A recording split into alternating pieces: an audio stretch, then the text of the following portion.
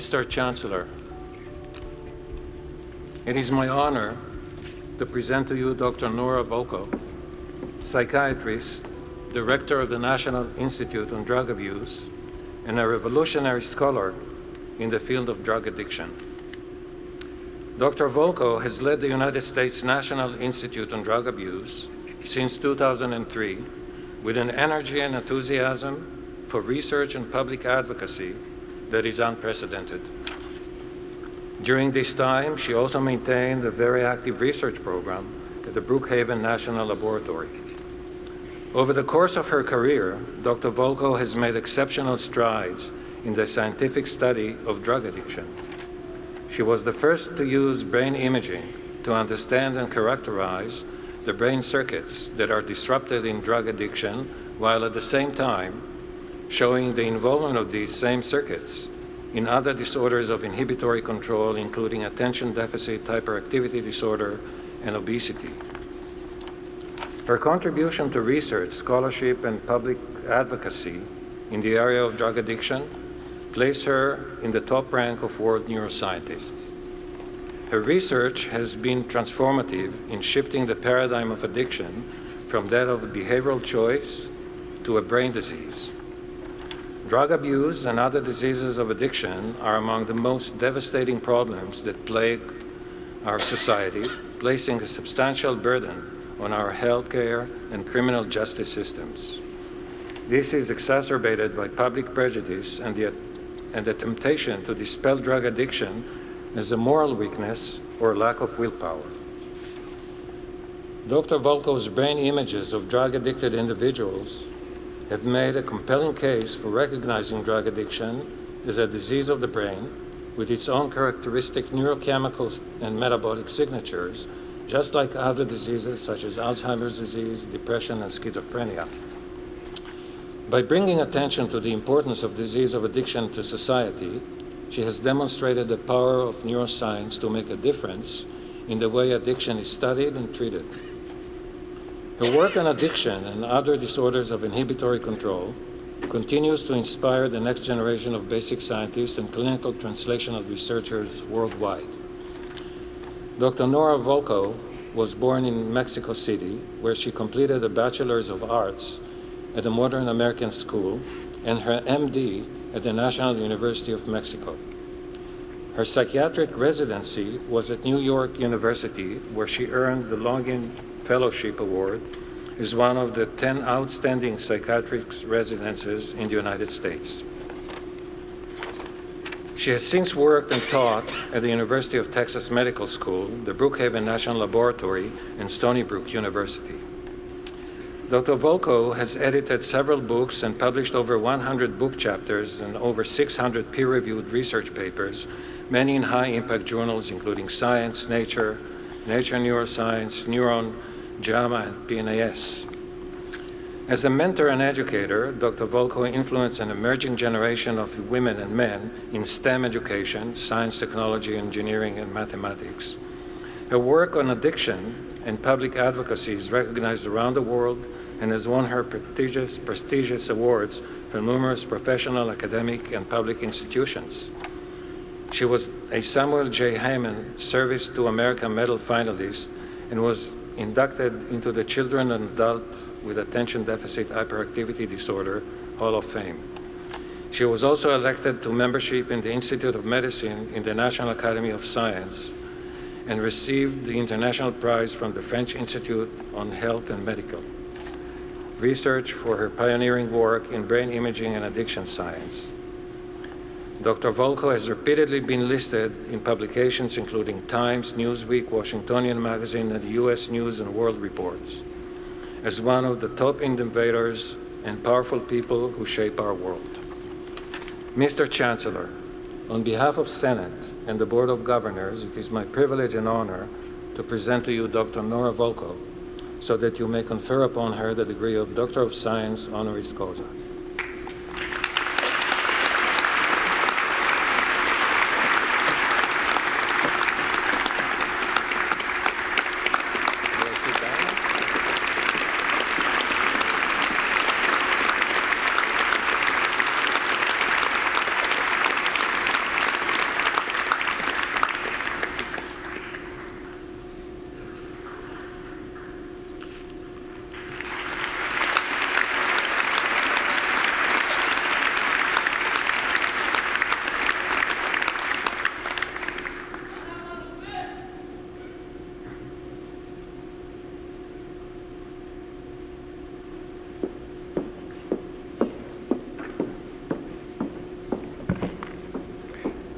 like to ask Dr. Nora Volkow to please address the convocation. Good evening, everybody. Congratulations to the graduates. And it's an honor for me to be here for many, many reasons, but very importantly for allowing me to share this very important moment with you and for making me part of the University of Concordia. I want to thank all of the members that nominated me and those that approved for me. And I also want to thank the governor for his very kind words.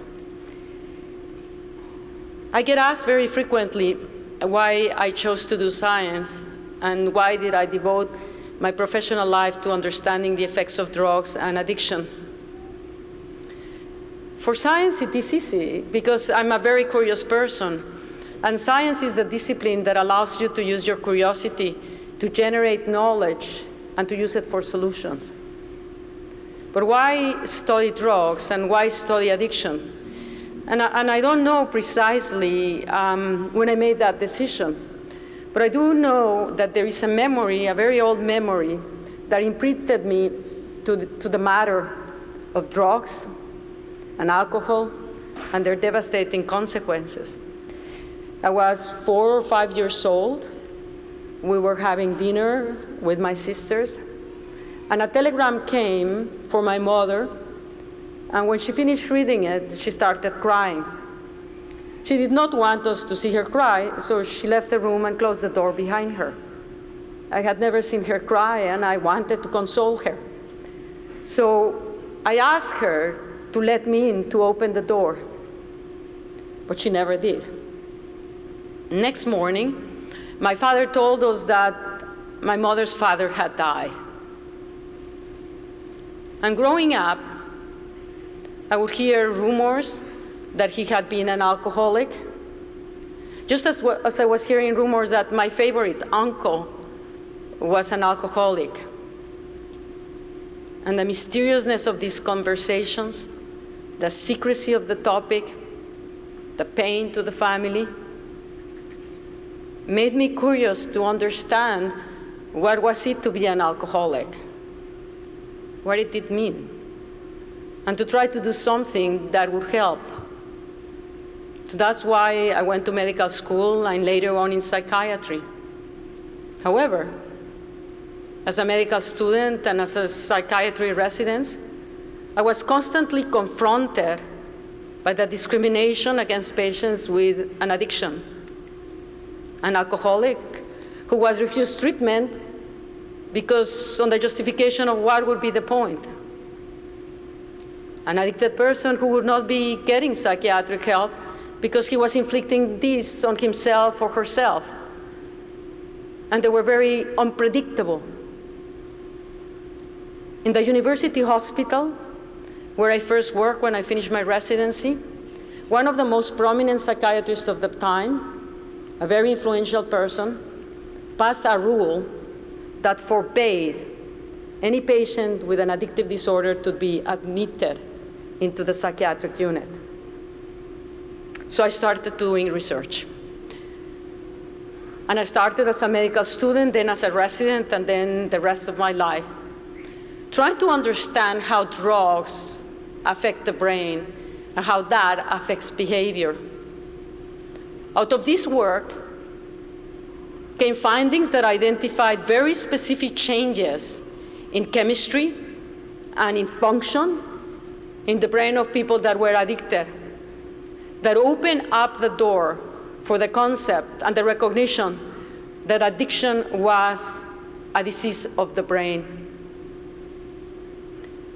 And when this change in narrative from it being something that you choose to do to a disease of the brain had already emerged, my mother finally told me the history of her father. At that time, she was dying of ovarian cancer. And she didn't want me not to know what had happened. She told me her father had been an alcoholic, and that in her inability and his inability to control his drinking, he had committed suicide. I was devastated.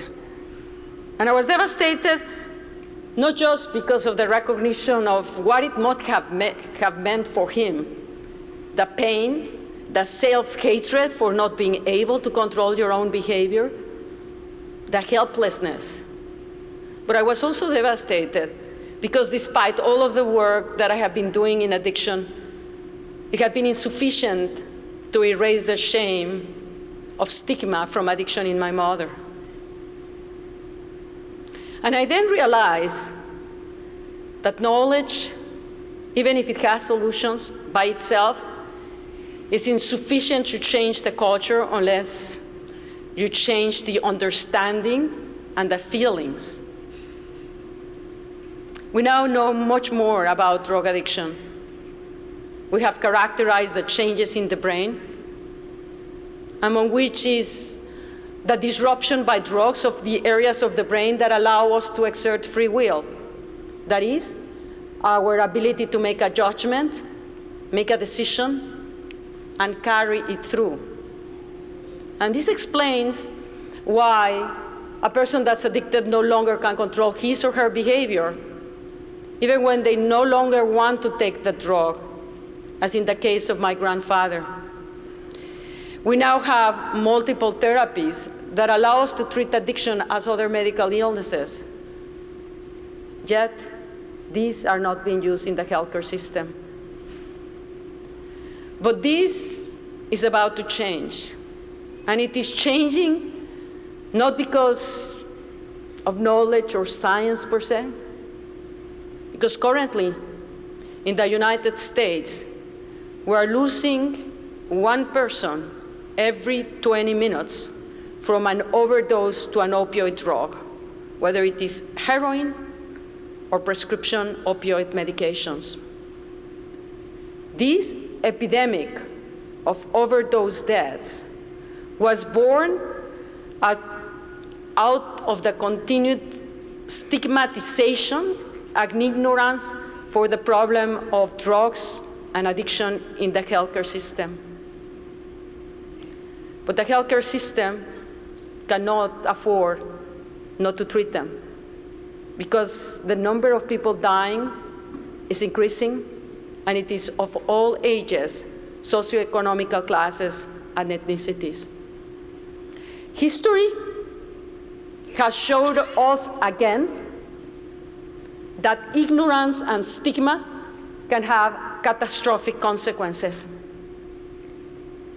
I hope we learn that it is knowledge and not ignorance, commitment and not indifference, compassion and not stigma that will allow us to conquer the challenge of opioid addiction, as well as other challenges ahead.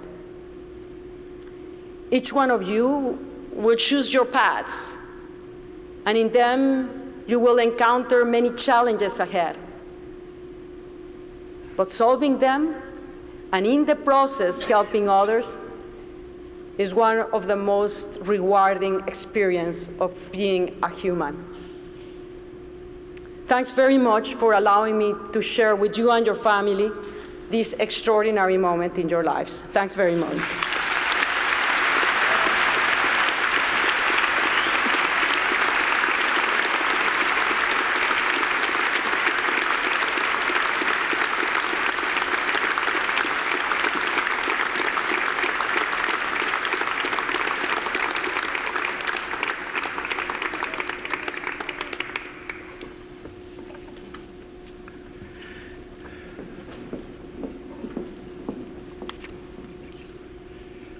Dr. Volkow, thank you so much for your remarks, for showing us the importance of curiosity and knowledge to strive for solutions not only in medicine, but in life. Thank you for your remarks and for your commitment to deal with addictions and life's challenges through research and education. Thank you very much.